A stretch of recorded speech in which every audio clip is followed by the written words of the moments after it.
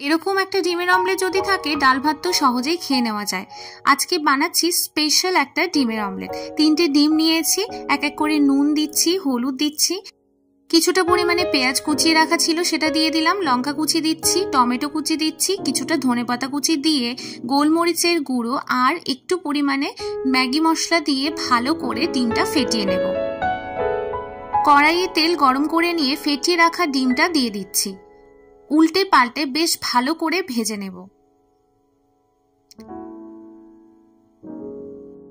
গ্যাসের ফ্লেম স্লোতে দিয়ে ডিমটাকে ভাজবো। বেশ ভাজা ভাজা হয়ে গেছে, এরপরে নামিয়ে নিচ্ছি। কিছুটা ধনেপাতা ছড়িয়ে নিয়ে আজকের রেডি আমার স্পেশাল ডিমের ভাজা বা ডিমের অমলেট, যা খেতে অসাধারণ হয়েছিল। তোমরাও বাড়িতে ট্রাই করো আর কমেন্টসে জানাও কেমন লাগছে। আর আমার চ্যানেলটাকে ফলো করতে একদমই ভুলো না।